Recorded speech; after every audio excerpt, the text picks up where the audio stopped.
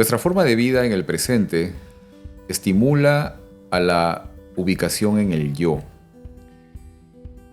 Y las redes sociales sirven para anunciar, promocionar y mostrarnos a nosotros mismos.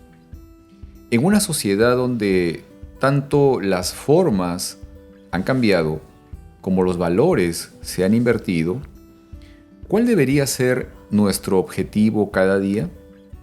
¿De qué manera es posible ser parte de nuestra comunidad sin dejar arrastrarnos por ella? Teniendo todo esto en mente, empezaremos con el estudio de este momento.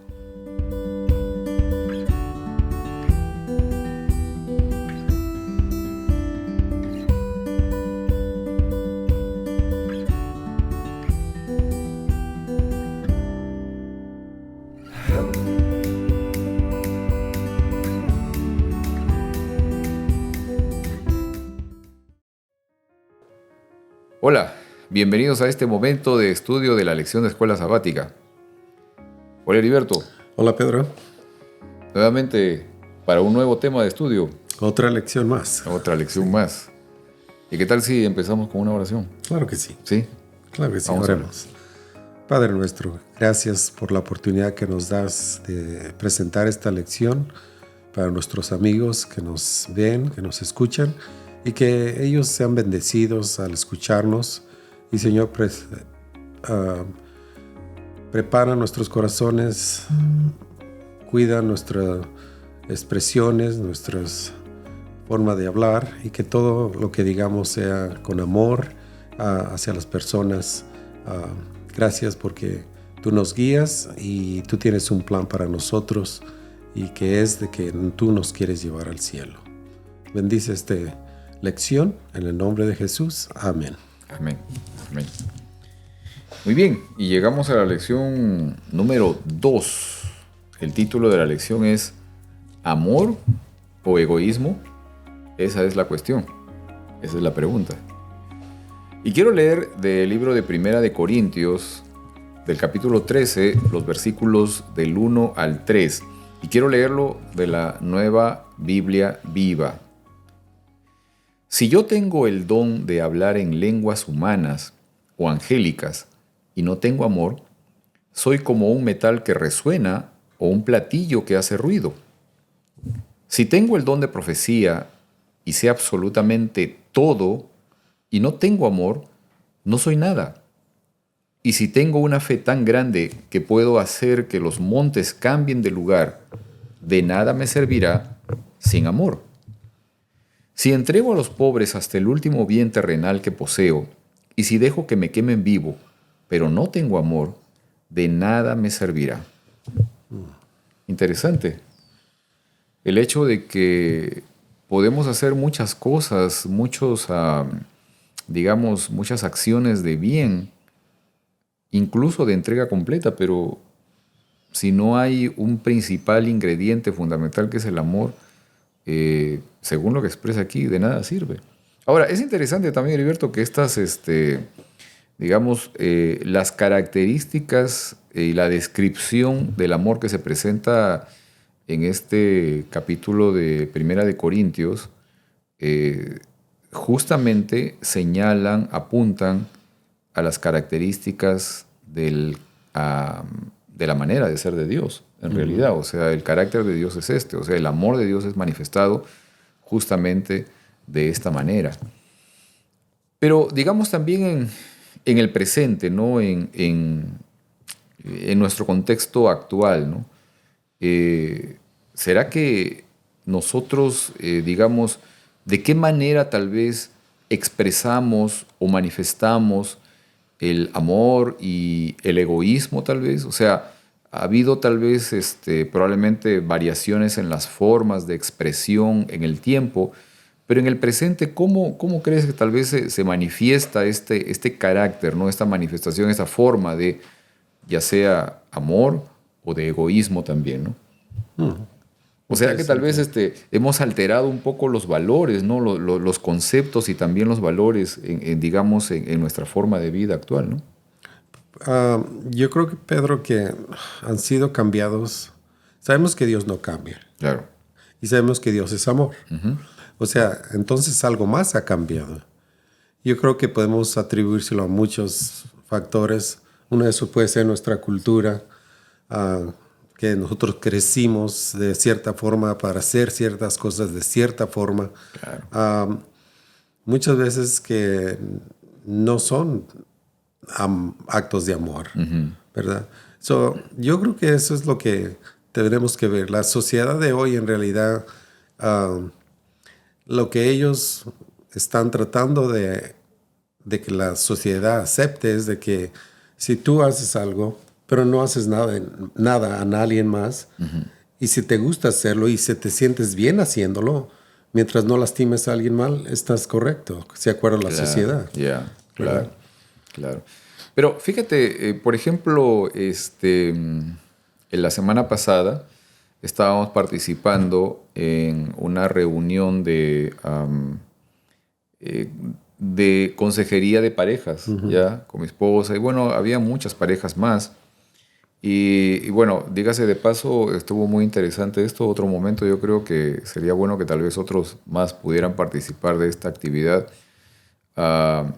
El hecho es de que dentro de lo que significó las actividades de ese día, pudimos desarrollar un test para poder también reconocer cuáles son nuestros lenguajes del amor, ¿no? O sea, digamos, hay toda una teoría y escritos incluso respecto a esto, ¿no? ¿Qué cosas son las que tal vez a cada uno de nosotros les atrae más o les llena más, ¿no? Emocionalmente? Entonces, hay todo como digo, un asunto ya descrito respecto a los lenguajes del amor de cada persona. Entonces, participamos en este cuestionario y pudimos encontrar, digamos, que las formas de lenguajes, de expresión de amor de una persona a otra varía, ¿no?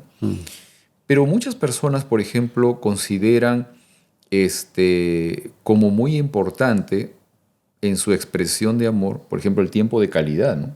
Okay. O sea, la forma en cómo te pasas el tiempo con alguien, cómo te asocias con alguien, cómo transcurres, digamos, tus momentos con otra persona y que ese tiempo sea provechoso.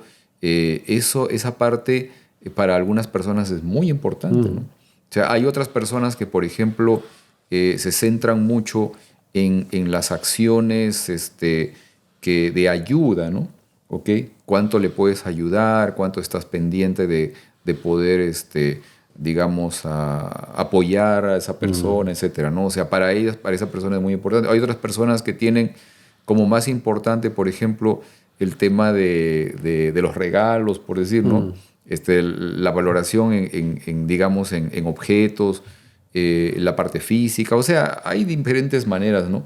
Pero, por ejemplo, una de ellas es esta, o sea, el hecho el tiempo de calidad, ¿no? O los actos de bondad también, ¿no? Entonces, son manifestaciones, son formas que uno reconoce que puede, digamos, por medio de las cuales puede manifestar afecto, amor hacia otra persona, ¿ok? Sí. Pero también en la parte del egoísmo, también hay otras formas que, digamos, en el presente sobre todo, se manifiestan con mucha frecuencia, ¿no? O sea, sobre todo, por ejemplo, actos centrados en mí mismo, nada más, ¿no? Comportamientos centrados en uno, la falta de empatía, por ejemplo, por los demás, ¿no? O sea, cómo es de que a veces vemos necesidades en los demás y nos comportamos de manera indolente, ¿no? O sea, sencillamente no. Exacto. Pero Pedro, yo creo que si nosotros podemos hablar de lo que es el amor, aprender de lo que es el amor, pero a la misma vez, en realidad todo lo opuesto que es el amor, viniera siendo el egoísmo. Claro. ¿Verdad? Así es que Dios, de la misma manera, así como nosotros nos enamoramos de Dios, es de la misma forma, porque en la Biblia siempre pone esa comparación de la mujer, el esposo, la expresión de amor con la misma relación que nosotros tenemos con Dios. Claro. ¿Verdad? Y así como Dios requiere atención, Él le gusta que le pongamos atención. También. De la misma manera, nuestros cónyuges también esperan que nosotros le pongamos atención. Claro. El problema que es que lo hacemos solamente a veces egoístamente porque es cuando queremos algo. Claro. ¿Verdad? Claro. Definitivamente, o sea, el hecho de lo que hemos estado viendo otras veces, ¿no? La razón por la que Dios nos creó tiene que ver con el propósito es principalmente de relación, o sea, de poder encontrar relación con un ser semejante a Él, o sea, por eso es que nos creó de esa manera, para poder tener sus características, ¿no? Exacto. A imagen y semejanza de Él nos creó, y por eso, o sea, porque el propósito principal era poder relacionarse con un ser semejante a Él. ¿Okay? Eso era lo fundamental, ¿no? Y obviamente nos dotó de otras cosas más también que son características propias de Dios, ¿no? Exacto. ¿Okay? Ahora, ¿crees tú, por ejemplo, Heriberto, que en el presente las redes sociales estimulan también a aquello que conocemos como el ego, que tal vez es una facción del egoísmo?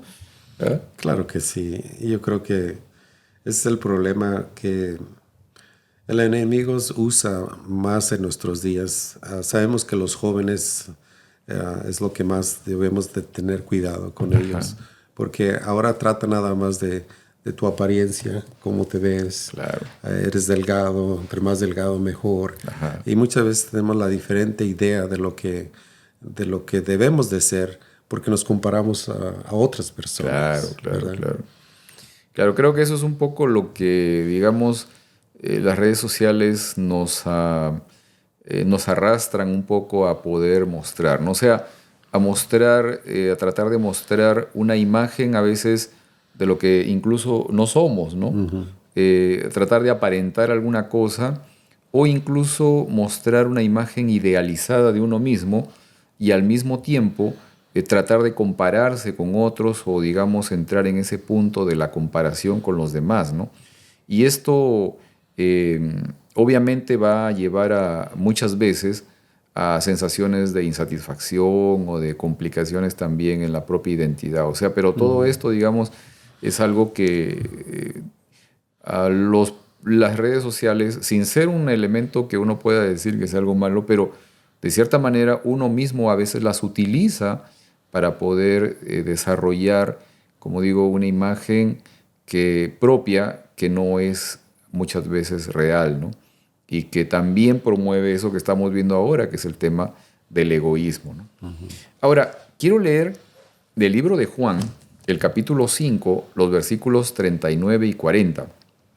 Y quiero hacerlo de la versión Biblia Latinoamericana, la palabra, ¿no? Dice Juan capítulo 5, versículos 39 y 40. Ustedes estudian las Escrituras pensando que contienen vida eterna. Pues bien, precisamente las Escrituras dan testimonio a mi favor. A pesar de ello, ustedes no quieren aceptarme para obtener esa vida. O sea, es interesante, ¿no? La conversación que tuvo Jesús con los fariseos respecto justamente a ese esfuerzo, a ese ahínco que ellos tenían de conocer las Escrituras, de analizarlas, de poder tenerlas en la memoria, o sea, un estudio completo y muy, muy preciso, ¿no?, de ello. Pero el Señor les estaba tratando de animar a que ellos pudieran encontrar a la persona de la cual se estaba dando testimonio en las palabras, ¿no?, que era Él mismo, o sea, Jesús. Y los invitaba a que lo conocieran a Él en realidad. Ahora, dentro de esto, ¿no?, ¿qué propósito reconocemos de la venida del Señor? O sea, ¿cuál crees tú, Heriberto, que fue la misión para la cual vino Cristo, ¿no? Wow. Bueno, esa es la pregunta de $1,000,000, pero es simple. Claro. ¿Verdad? Porque claro. Dios creó al hombre, creó este mundo perfecto. No había ningún defecto. El hombre tenía una relación perfecta con el Dios que los creó. Nada estaba entre ellos dos porque se podían comunicar cara a cara. Y nada era tristeza, nada era muerte. Todo era paz y amor. Pero nosotros nos rebelamos. Ajá. Al querer hacer nuestra propia voluntad. Pensar que nosotros podíamos hacer mejor que el plan tenía para nosotros. Ajá. Y entonces decidimos romper esa comunión que nosotros teníamos con Dios y desobedecimos. Y por consecuencia vino la muerte, porque Dios nos había dicho que si nosotros desobedecíamos íbamos a morir. Okay. O sea, Él simplemente nos avisó, nosotros desobedecimos y nos empezamos a morir, a enfermar, a sufrir. Ahora, Dios tenía el plan para que nosotros tuviéramos otra oportunidad, Pedro. Claro. Y eso es, yo creo, lo hermoso de todo esto, porque a pesar de que nosotros desobedecimos y nosotros quisiéramos estar volver el tiempo y decir, yo haría diferente, esa misma oportunidad la tenemos hoy en día nosotros. Desde que Dios me da esa oportunidad a mí, a ti y a todos los que nos escuchan, a que hagamos esa decisión otra vez hoy en nuestros días, para que ahora decidamos por nosotros mismos a quién vamos a seguir. Y esa oportunidad que nos dio fue Jesús cuando Él vino.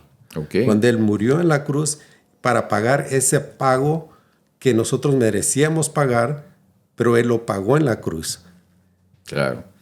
Ahora, fíjate, Heriberto, desde el comienzo, así como contabas, ¿no? El tema del comienzo con nuestros padres y el tema de ese alejamiento, ese rompimiento de la confianza en el Creador, ¿no? Ahora, cuando se rompe la confianza en una persona, empiezas a ver a esa persona de manera distinta, ¿no? O sea, ya no ves a la persona como antes la veías o como te decía que era realmente, ¿no? Entonces, en el caso también del ser humano, la imagen, el concepto que tenía de Dios empezó a cambiar, cambió. Obviamente se rompe la confianza y se empieza a ver al Creador de una manera distinta, ¿ok? Ahora, ese restablecimiento de la imagen correcta del carácter de Dios es lo que Jesús vino a traernos, ¿no? Es lo que Jesús vino a mostrarnos. O sea, vino a traernos la manifestación de quién realmente es Dios, ¿no? O sea, vino a decirnos, mira, Dios es este en realidad. Y Dios lo que quiere es rescatarte, quiere restablecer su relación contigo, ¿no? Quiere volver a unirse a ti. Y entonces lo que estabas manifestando es el hecho de que Jesús se entregó a sí mismo, nos dio un mensaje, mostró quién era Dios, se entregó en la cruz, en fin, para rescatarnos. Todo ello, ¿no? O sea, el propósito, la misión de Jesús justamente fue la de poder venir a mostrarnos quién realmente era Dios, ¿no? Y desdecir y mostrar públicamente, ¿no? Como dice la Escritura, mostrar ante el público del universo quién realmente era el enemigo también, ¿no? Exacto. O sea, los desnudó, dice, delante de todos, o sea, realmente sus propósitos, sus intenciones, ¿no? Esa era realmente la misión por la que Jesús vino, ¿no? Sí, también, Pedro, yo creo que lo podemos llevar un paso más adelante, porque nosotros sabemos que somos salvos por gracia. O sea, nosotros hoy estamos viviendo por gracia. Eso quiere decir que el pago que nosotros merecemos ha sido detenido. Claro. O sea, mientras que estamos esperando, nosotros estamos siendo transformados. O sea, va a haber un tiempo que ese tiempo de gracia se va a terminar. Así es. O sea, que nosotros a veces perdemos mucho el tiempo cuando debemos de enfocarnos en nosotros, en conocer a Dios, para que se empiece a transformar mi vida y ese tiempo de gracia no me llegue a mí de sorpresa. Ajá. ¿Verdad? Claro, definitivamente. Ahora, ¿por qué crees que será importante conocer a Dios a través de la imagen de Jesús, ¿no? O sea, ¿qué de particular tiene eso, digamos, el hecho de poder ver, conocer a Dios en sí, o sea, su carácter, a través del modelo, de la revelación que trajo Jesús, ¿no? Si nosotros recordamos a Moisés cuando él se fue y se encontró en la montaña de Sinaí, él se acercó a la zarza ardiente, ajá, que no se quemaba. Ajá. No miró a Jesús, claro, pero le pidió que le diera un vistazo de lo que era Dios, ¿verdad? Ajá. Y él lo dejó mirar por las espaldas, cubriéndole todavía, porque el ser humano no puede ver en realidad a Dios sin morir, yeah, porque Él es perfecto. Uh-huh. Nosotros no somos pecadores, pero por la gracia de Dios, Él proveyó a su Hijo y vino como uno de nosotros, okay, para que nosotros pudiéramos verle y no morir. Uh-huh. Y nosotros vivimos esa dicha, el ser humano lo tuvo Porque a pesar de que podemos decir, oh, pero yo no viví en el tiempo de Jesús, el testimonio que ellos dejaron de Jesús es el mismo hoy y lo podemos conocer de la misma manera como si Él estuviera presente con nosotros. Claro. Podemos conocer el carácter de Dios, cómo trataba a las personas, cómo sanaba a las personas, todos los milagros que hacía. O sea, Dios se dio a conocer en uno de nosotros mismos. Uh-huh. Uh-huh. Ahora, hablando un poco de esta parte de llegar a conocer a Dios, ¿no? Uh-huh. En las historias bíblicas hemos encontrado, historias en sí, biografías de personajes en la Biblia que llegaron a conocer a Dios de manera profunda, uh-huh, de manera muy cercana, ¿no? Pero es interesante que durante el tiempo, estas personas fueron conociendo poco a poco a Dios y empezaron a desarrollar una mayor amistad con Él, ¿no? Mayor intimidad con Él. Pero hubo algo en muchos de estos elementos, de muchas de estas vidas, creo que en la mayoría de los casos se presentaron momentos de crisis, ¿no? Momentos de dificultad en la vida de estos personajes, pero luego de esas crisis, de esos momentos difíciles, ellos llegaron a conocer mejor a Dios. O sea, la posibilidad de poder comprender y realmente ver quién era Dios fue mucho mayor después de estos momentos de dificultad. Ahora, ¿por qué crees que es posible llegar a conocer mejor a Dios en situaciones de crisis, en situaciones de dificultad? Yo creo, Pedro, como los apóstoles, Dios los llamó a ellos y sabemos que los apóstoles al principio lo hicieron por fe. Uh-huh. No conocían a Jesús. Okay. Y por mucho tiempo ellos pensaban que Él era simplemente un gran maestro, un gran profeta, hasta que ellos se dieron cuenta. Y los tiempos difíciles que ellos pasaron era por las dudas que ellos tenían. Uh-huh. O sea, muchas de las cosas que nosotros pasamos, las dificultades que nosotros tenemos, es por las dudas que nosotros tenemos acerca de quién es Jesús. Claro. Pero una vez que se disipen todas esas dudas en la relación que nosotros, las dudas se quitan, la pena que nosotros pasamos nos refuerza nuestra fe porque sabemos, no, Dios es Dios, claro, Jesús es el Hijo de Dios. Claro. Y entonces ya nuestras penas ya no son las que eran antes, porque ahora reconocemos de que no importa lo que nosotros pasemos, Él no cambia y Él nos sigue amando de la misma manera. Uh-huh. Claro, claro. Ahora fíjate, es interesante, Heriberto, que en los momentos de dificultad, muchas veces, claro, no siempre ocurre esto, pero en algunas ocasiones, sobre todo el creyente, desarrolla una condición de vulnerabilidad cuando está en problemas, ¿no? Cuando estás en dificultades. Y es posible también poder encontrar un sentido de mayor dependencia de Dios, ¿no? Uh-huh. Entonces, era un poco lo que habíamos visto hace algunas semanas atrás en una lección. Recuerdo de este experimento que se hizo con unas ratas que las ponían en el agua, en fin, ¿no? Y que cuando venía alguien y las sacaba de allí y después las volvían a meter en el agua, estos animales resistían horas y horas, ¿no? Allí tratando de salir de estos envases lisos, de paredes lisas, que no podían salir por sí mismos, pero mantenían la esperanza de que alguien viniera a rescatarlas. Entonces se mantenían con vida y se esforzaban mucho más tiempo. Ahora, definitivamente en el tema del por qué tal vez en medio de las dificultades llegamos a conocer mejor a Dios, es por el hecho de que en esas ocasiones podemos encontrar la posibilidad de desarrollar una relación más íntima con Él, ¿no? Por el tema de mi vulnerabilidad, de mi condición vulnerable, pero también de mi sentido de dependencia de Él, ¿no? Porque puedo encontrar la oportunidad para sentir esa necesidad de buscarlo más, de poder estar más cerca de Él, ¿no? Que quizás en momentos de tranquilidad es posible que esto no sea así, ¿no?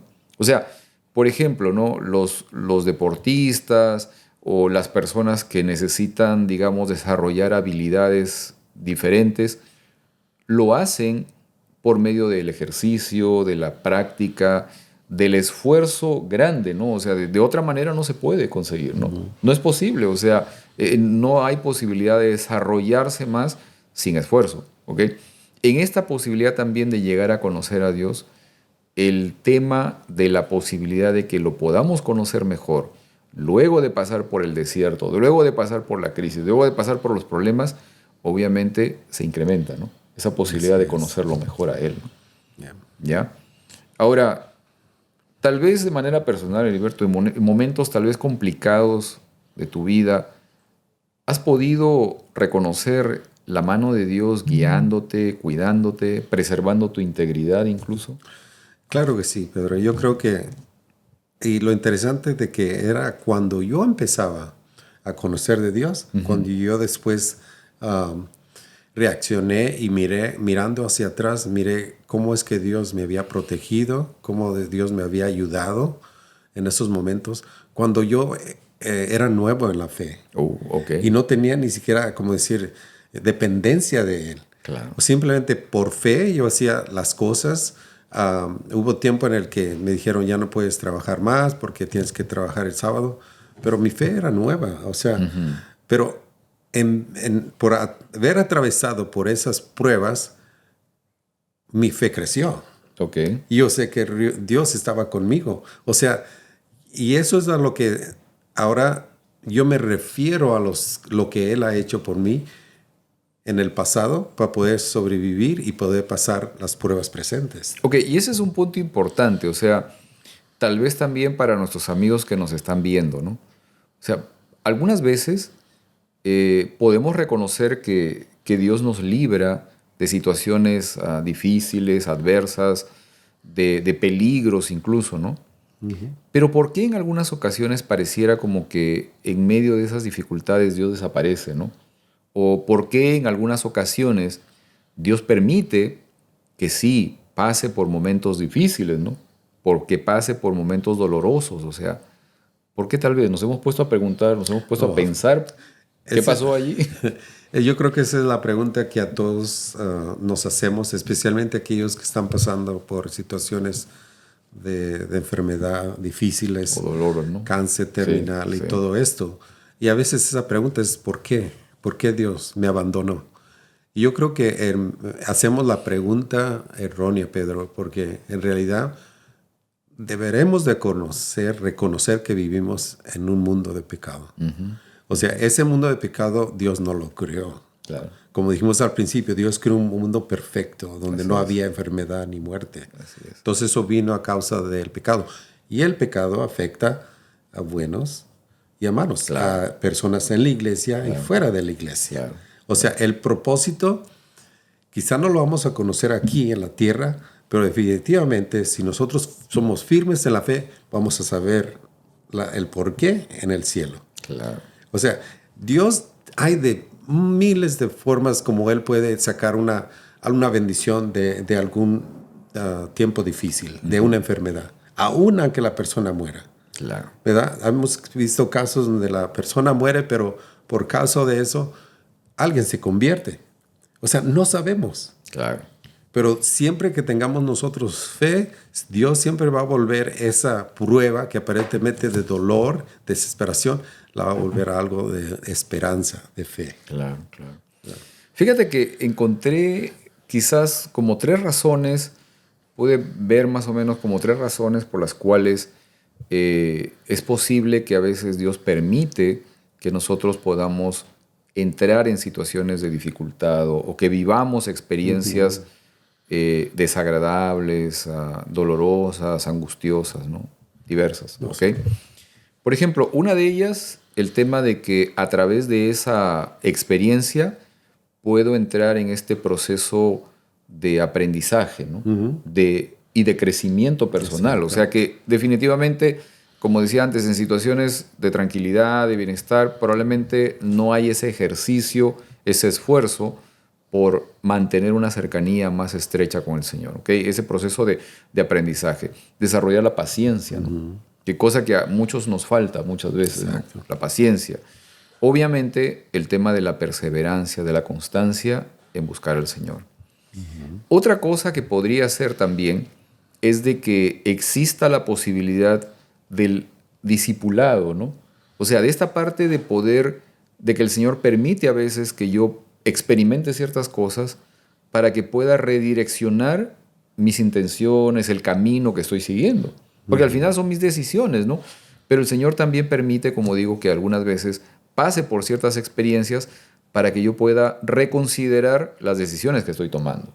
¿Ok? Eso es muy importante. Ahora, la otra parte es el tema también del beneficio a los demás, o sea, del testimonio que estoy entregando a otras personas. ¿Ok? Porque a través también de mi experiencia y de la manera como actúo frente a esa situación quizás difícil, pero unido del Señor, esa experiencia y esa forma de vida está siendo un testimonio y enseñanza para otras personas. Así es. O sea, esto creo que es fundamental, ¿no? Por ejemplo, Romanos capítulo 8, versículo 28 dice, y sabemos que en todas las cosas interviene Dios para el bien de quienes lo aman, de aquellos que han sido llamados de acuerdo con su propósito. Y fíjate, Heriberto, que la lección hace una pregunta interesante, ¿no? Por ejemplo, dice, si un amigo te hiciera la pregunta, ¿dónde está Dios en mi sufrimiento? Si Él me ama, ¿por qué estoy pasando por esta situación difícil, por este momento difícil? ¿Qué le podríamos responder, no? ¿Qué le podrían responder nuestros amigos también, no? Porque definitivamente quizás nosotros conocemos a alguien que está pasando por un momento de dificultad. Pero ahí interviene también la parte de animar a esa persona. Yo creo que la pregunta sería para estas personas que están pasando por tiempos difíciles es que hagamos la pregunta correcta. ¿Para qué? ¿Para qué? Dios ¿qué quieres que yo aprenda de esto? ¿En qué puedo yo mejorar? ¿En qué puedo yo participar? Claro. Para que esto sea una bendición que aparentemente no para mí, pero quizá para otra persona sí. Claro. Definitivamente. Muy bien, quiero leer del libro de Hechos el capítulo 2, los versículos 44 al 47 de la Nueva Versión Internacional. Todos los creyentes estaban juntos y tenían todo en común. Vendían sus propiedades y posesiones y compartían sus bienes entre sí según la necesidad de cada uno. No dejaban de reunirse unánimes en el templo ni un solo día. De casa en casa partían el pan y compartían la comida con alegría y generosidad, alabando a Dios y disfrutando de la estimación general del pueblo. Y cada día el Señor añadía al grupo de los que iban siendo salvos. ¿Por qué crees tú, Heriberto, que esta iglesia naciente creció tan rápidamente, ¿no? ¿Por qué este grupo de, digamos, de cristianos, de personas que dejó el Señor, empezó a crecer mucho, pero mucho, a pesar de que era un grupo ilegal, era un grupo perseguido por las autoridades civiles y por las autoridades religiosas también de su tiempo? Yeah. ¿Pero qué pasaba allí? ¿Por qué ellos recibían el apoyo popular, no? Yo creo, Pedro, y esto es algo que nosotros debemos de considerar hoy en nuestro tiempo. Vamos nosotros a la iglesia. La iglesia puede ser 300 miembros, 400, 500, y es imposible conocerlos. A veces, ¿no? La iglesia primitiva no era de esa forma. Claro. No era la iglesia que se encuentra en la esquina. Aquí tenemos una iglesia en cada esquina, adventista. Allá no. Se reunían en los hogares. Claro. O sea, claro. y como ellos se reunían en los hogares, entonces ellos tenían una comunión muy cercana entre ellos. Se conocían. Sabían la necesidad que tenían. Ellos se apoyaban el uno al otro. Tenían la oportunidad de conocer y de yo mostrar mi necesidad de ellos. Ellos me conocían y entonces ellos me apoyaban a mí. O sea, ellos se apoyaban uno a otro. Por eso es que la iglesia estaba creciendo tan rápido. Nosotros podemos hacer lo mismo hoy. Estamos hablando de los grupos pequeños, claro. de formar grupos pequeños en la iglesia. ¿Y cómo es? Y alguien preguntó, ¿y para qué? ¿Cuál es el propósito? Exactamente es el propósito, para nosotros crecer como individuos y crecer como iglesia también. Claro, ¿verdad? Claro, definitivamente. Fíjate que esto nos lleva a ver lo que realmente significa en esencia la verdadera religión. O sea, la verdadera religión implica dos elementos fundamentales, o sea, lo que es tal vez lo que podríamos considerar, digamos, en términos comunes dentro de del ámbito eclesiástico, la doctrina fundamental, ¿no? La doctrina fundamental tenía que ver con dos elementos importantes. En realidad con uno solo, que es relación, pero enviado en dos direcciones muy precisas, ¿no? Una relación vertical, ¿sí?, con Dios, expresado en una sumisión, en una dependencia, en una búsqueda de conocimiento, de absorber el carácter del Creador, ¿no?, en la vida de cada uno de nosotros, de conocer quién es Él en realidad, pero también manifestado en una forma de relación horizontal, ¿no?, con tu semejante, o sea, de poder ser un elemento de transmisión de la bendición que el Señor quiere extender a los demás, al mundo, ¿no? Entonces, esas dos posibilidades son las que realmente son en esencia la religión verdadera, ¿no? Ahora, cuando Jesús estuvo también entre nosotros, Él, digamos, se preocupó mucho por las necesidades físicas, las necesidades de salud de la gente, por extenderles esperanza, por darles una cabida en un espacio donde por condiciones, por ejemplo, de ser una persona enferma, esa persona enferma no tenía cabida dentro del ámbito religioso de su época, porque la persona enferma, ciega, coja, era una persona considerada pecadora y que por esa razón estaba recibiendo el castigo de Dios y entonces no podía pertenecer al círculo religioso de su momento. O sea, era una persona desechada, rechazada, ¿no?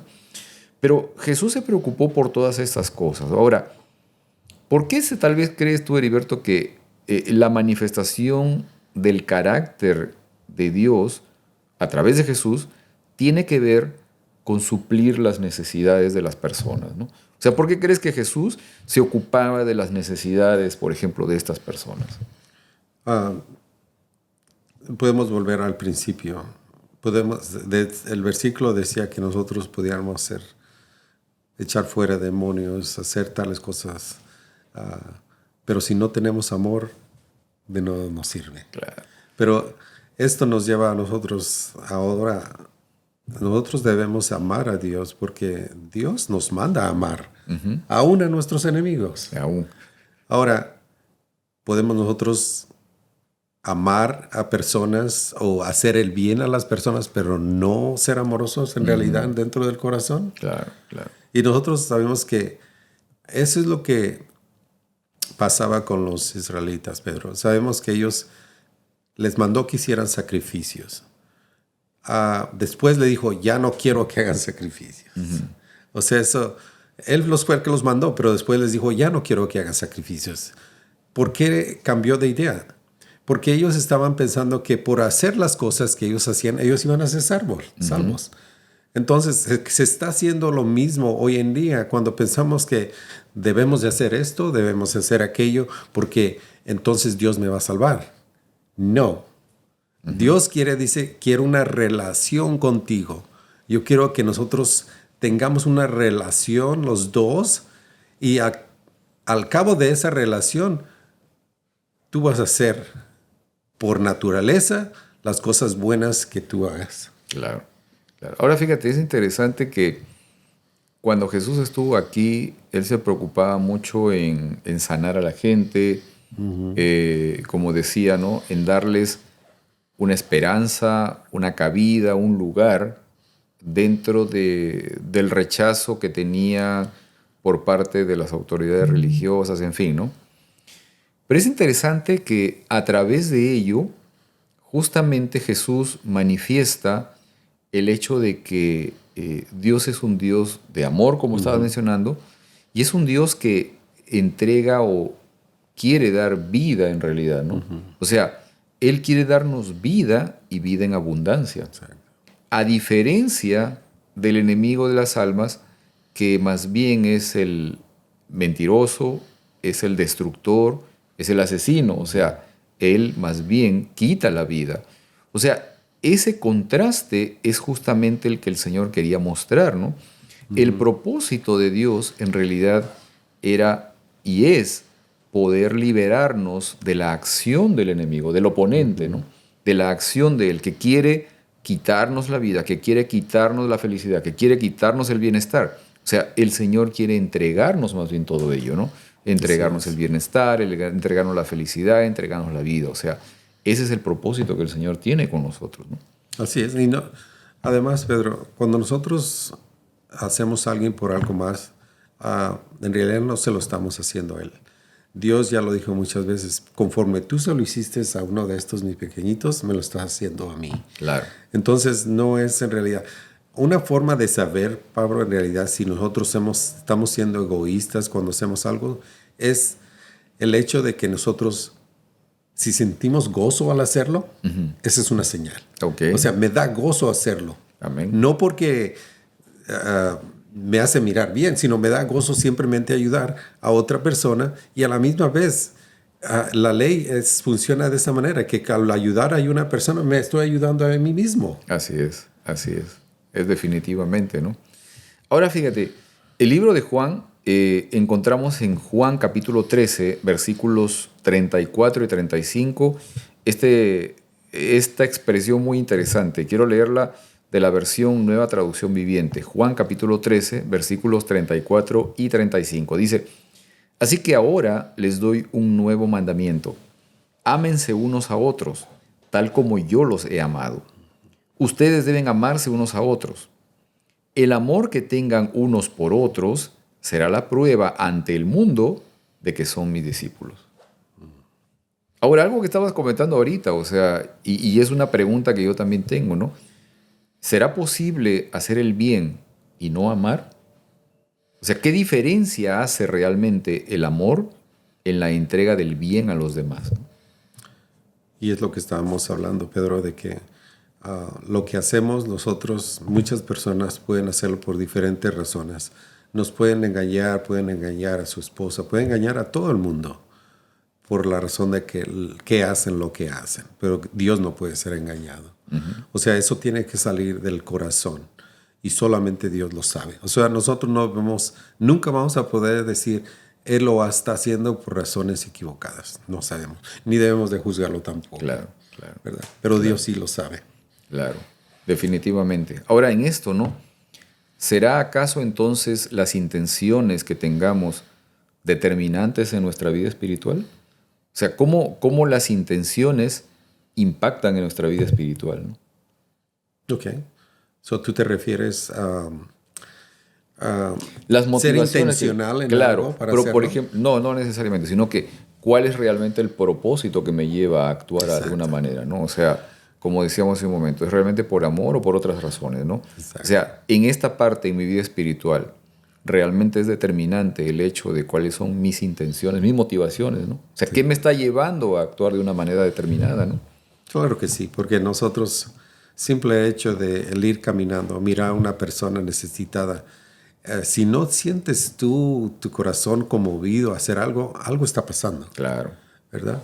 Es difícil, la necesidad es muy grande, pero nosotros miramos a personas que viven debajo del puente, viven con una carpa, bajo de una carpa. Sí. Ahora, sabemos que envuelve mucho esto. Muchas personas, esa es su forma, quieren vivir de esa forma. Sí.